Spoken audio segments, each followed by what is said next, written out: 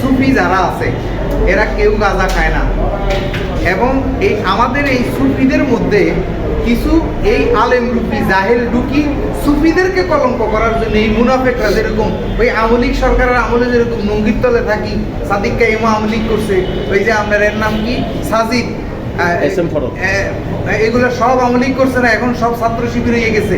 এই মূলত এরা চিন্তা করছে মনসুরকে হত্যা করছে, হুসাইনকে হত্যা করছে, খাজা বাবাকে হত্যা করছে, কইরিয়াও সুফিবাদকে দমন করতে পারে নাই। এই যে কিছুদিন আগে শামীমকে হত্যা করছে, এই হত্যা দেখিও মনে করেন না আমি গোলাম মঈনুদ্দিন এখনো বুক ফুলাই হাঁটি। এরা চিন্তা করছে যে এটা তো হত্যা করিতে এগুলোকে দমন করা যায় না, তাই এরা খুব কৌশলে ওই লুঙ্গির তলে এসে এরা আমাদের সুফিবাদকে কলঙ্কি করার জন্য এরা গাঁজা খায়। এই বাংলাদেশ জামাত ইসলামের একটি জঙ্গি সংগঠন বা রাষ্ট্রবিরোধী সংগঠন আমি সেটা বলবো না। কিছুদিন আগে জামাত ইসলামের আমির যিনি সে বলতেছে কি বেশি কথা বললে জিব্বা টেনে সিঁড়ি ফেলবো, তাহলে একজন মুরব্বীর মুখে পাকা দাঁড়ি সাদা দাঁড়ি ওনার মুখে যদি কয় যে জিব্বা টানি সিঁড়ি ফেলবো, যদি এই কথা যিনি বড় সাংবাদিকদের সামনে বলতে পারে তাহলে তার স্যালারা কেমন হবে? সুফিবাদ বা আপনারা যারা এই যে মাজারের ভক্ত যারা আছেন আপনাদের নিয়ে কোরআন বা হাদিসে কোনো বিষয় নিয়ে কোনো ব্যাখ্যা আছে কিনা, আপনার সেই ব্যাখ্যাটা একটু যদি দেন। আমাদের এই সুফিবাদটা আসছে আহলে সুফবাদ থেকে, সূরা কাহাফের 18 এবং 17 নম্বর আয়াত থেকে। এই দুনিয়া 350 বছর 3-4 জন ওলি ঘুমাইছে, একটা কুকুর পাহারা দিছে, ওই কুকুরের নামটাও কিতমির কোরআনে আসছে। তার মানে এটা ইব্রাহিম আলাইসাল্লাম আদম আলাইসাল্লামেরও আগে এই সুফিবাদটা আসছে।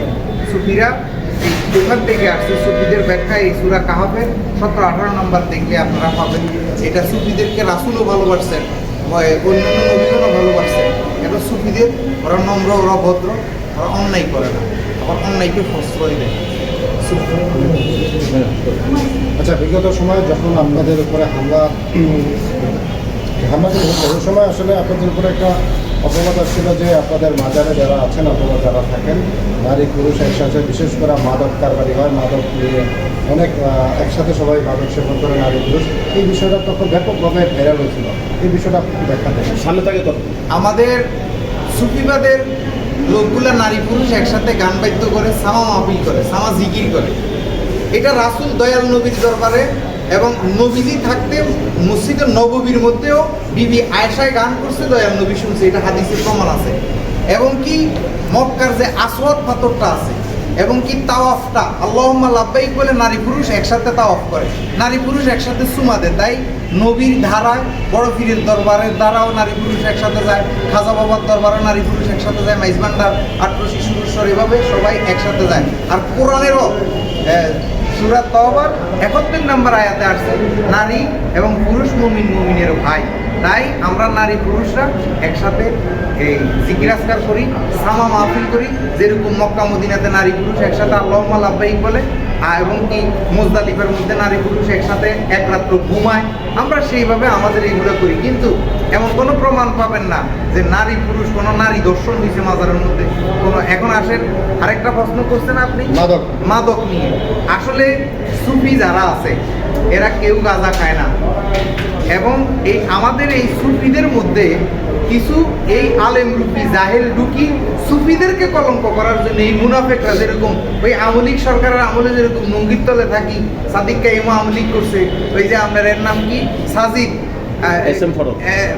এগুলো সব আমলিক করছে না, এখন সব ছাত্র শিবির হয়ে গেছে।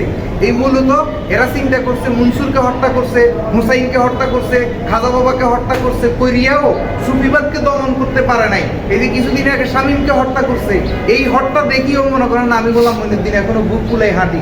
এরা চিন্তা করছে যে এটা তো হত্যা করিতে এগুলোকে দমন করা যায় না, তাই এরা খুব কৌশলে ওই লুঙ্গির তলে এসে এরা আমাদের সুফিবাদকে কলঙ্কি করার জন্য এরা গাঁজা খায়, এরাই মদ খায়, এরাই অবৈধ নারীরে নিয়ে আসি অশ্লীলতা করে। আসলে আমাদের প্রকৃত সুফি যারা, একমাত্র সুফিদের কাছে নারীরে নিরাপদ। এই যে আমি গোলাম মঈনুদ্দিন, এটা অহংকার হয়ে যাচ্ছে, আমি একটা সিগারেটও কিনি। তাইলে এগুলো সুফিবাদকে ওই ধ্বংস করার জন্য কৌশলে কিছু বাটপাস সিটার এসে এগুলোকে ধ্বংস করে। যারা আপনারা আছেন আপনারা তাদেরকে ট্র্যাকিং করে আপনাদের নামে যে অপবাদ তাদের বিরুদ্ধে ব্যবস্থা নিচ্ছেন না কেন? হ্যাঁ, আমরা প্রত্যেক প্রতিহত করে এই যে এবারে শাহজালালের মাজারে আমরা দূরে ফিরছি, আমরা এগুলোকে প্রশ্রয় দিই না, প্রতিহত করি। আচ্ছা, আপনি তো আগে শিবির করতেন বলছিলেন, আপনি আসলে কেন শিবিরের রাজনীতি ছাড়ছেন? আমি ছাড়ছি হলো এদের যে আকাবির আছে, এদের আপনার রোপণ বলে, সাথী বলে, এরা দেখলাম যে এরা খুব কৌশলে আসলে লুবি। আর এদের সবচেয়ে হীনমন কাজ হলো এরা খুব কৌশলে শুধু উগ্রবাদ চড়ায়। এরা মানে আপনার এই দলের মধ্যে, মসজিদের মধ্যে প্রত্যেক আসরের নামাজের পরে পরে এরা মসজিদে টাইম দেয়, বসেই শুধু সমালোচনা, গীবত মানে ওয়াশ করে, ব্রেন ওয়াশ করে, শুধু উগ্রতা ছড়ায়। কিন্তু এদের ভিতরে, মানুষের ভিতরে যে 6টা শত্রু আছে, নম্রতা শিখবে, মানুষকে মানুষ ভালোবাসবে, মানুষকে কী করলে মানুষের হৃদয়টা শীতল থাকবে, এসব শিক্ষা এদের মধ্যে নাই। তাহলে কি আপনারা বলতে চাচ্ছেন যে এই বাংলাদেশ জামাতে ইসলামের একটি জঙ্গি সংগঠন বা রাষ্ট্রবিরোধী সংগঠন? আমি সেটা বলবো না। কিছুদিন আগে জামাতে ইসলামের আমির যিনি, সে বলতেছে কি, বেশি কথা বললে জিব্বা টেনে সিঁড়ি ফেলবো। তাহলে একজন মুরব্বীর মুখে, পাকা দাঁড়ি, সাদা দাঁড়িওয়ালার মুখে যদি কয় যে জিব্বা টানি সিঁড়ি ফেলবো, যদি এই কথা যিনি বড় সাংবাদিকদের সামনে বলতে পারে, তাহলে তার স্যালারা কেমন হবে? আর আমাদের সুফিবাদের শিক্ষা হইল ক্যাশ। যেমন নবীরা এক ইহুদি সর মারছে, নবী জিজ্ঞেস করছে হাতে ব্যথা পাইছো? আমরা হইলাম সেই ধরনের লোক, আমাদেরকে মারলেও আমাদেরকে এই যে এত গালিগালাজ, এত ভণ্ড, এত কাফের হয়, আমরা চুপ। তাইলে আমাদের শিক্ষার ওদের শিক্ষা বেশ কম আছে।